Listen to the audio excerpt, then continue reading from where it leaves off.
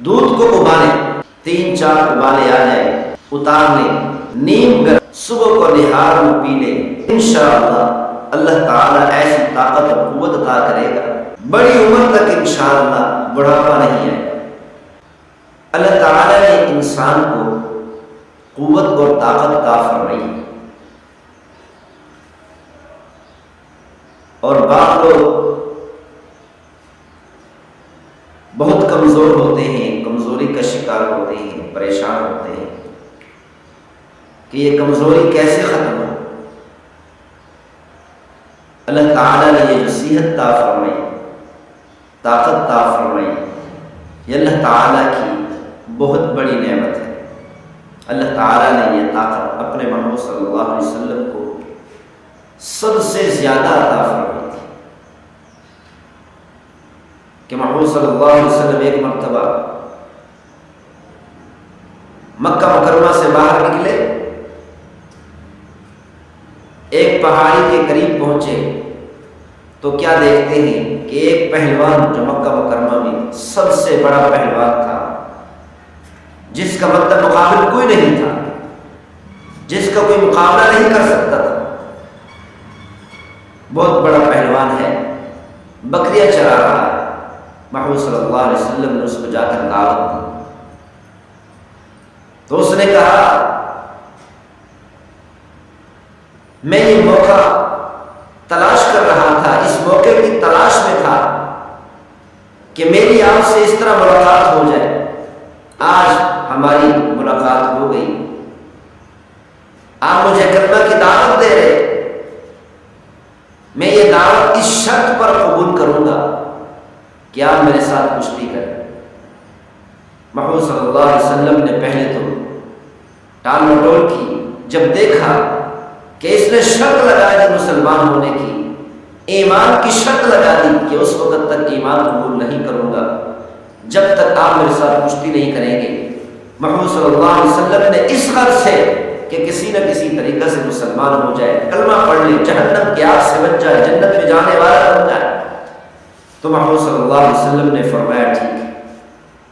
کشتی شروع ہوئی، ہاتھ ملایا،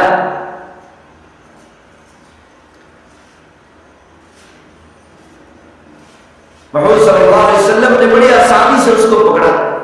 جیسے بچے کو پکڑ کر زمین پر لٹا دیتے ہیں۔ محمد صلی اللہ علیہ وسلم نے اتنی آسانی سے اس پہلوان کو پکڑا اور زمین پر لٹا دیا۔ جلدی سے کھڑا ہوا، کہتا ہے مجھ سے چوک ہو گئی، مجھ سے بھول ہو گئی، مجھے پتہ نہیں چلا، دوبارہ کشتی کرتے ہیں، اور ساتھ ساتھ یہ بھی آفر کر دی جتنی مرتبہ میں آپ کے ساتھ کشتی کروں گا، ہر مرتبہ کشتی کرنے پر آپ کو 10 بکریاں دوں۔ اس نے کہا ایک مرتبہ میں نے کشتی کر لی، میں آپ کو اس پر 10 بکریاں دوں گا۔ دوبارہ کشتی کرتے، دوبارہ کشتی کی، محمد صلی اللہ علیہ وسلم نے پھر اسی طرح پکڑ کر بڑی آسانی سے زمین پر لٹا دیا۔ تو وہ پہلوان پھر کھڑا ہو گیا، پھر کہنے لگا مجھ سے بھول ہو گئی، مجھ سے چوک ہو گئی، مجھے پتہ نہیں چلا۔ پھر کشتی کرتے ہیں، محمد صلی اللہ علیہ وسلم نے پھر کشتی کی، پھر تیسری بار بھی اس کو پکڑ کر بڑی آسانی سے زمین پر لٹایا اور تھوڑی سی چوٹ بھی لگا تاکہ اس کو پتہ چلے کہ واقعتاً یہ ہار چکا ہے۔ پھر کھڑا ہوا، کہنے لگا واقعی اللہ تعالیٰ نے، آپ کے رب نے آپ کو بڑی طاقت عطا کی ہے، اسی لیے میں کلمہ پڑھ کر مسلمان ہوتا ہوں، اشہد ان لا الہ الا اللہ واشہد انک رسول اللہ۔ تو اللہ تعالیٰ نے اپنے محمد صلی اللہ علیہ وسلم کو سب سے بڑی طاقت عطا کی تھی کشتی کے اندر، کسی چیز میں بھی محمد صلی اللہ علیہ وسلم کا مد مقابل کوئی نہیں تھا۔ اگرچہ محمد صلی اللہ علیہ وسلم اس طریقے سے کشتیاں نہیں کرتے تھے، مقابلہ بازی نہیں کیا کرتے تھے، لیکن جب کبھی مقابلہ ہوا میدان جنگ میں یا کشتی کے میدان میں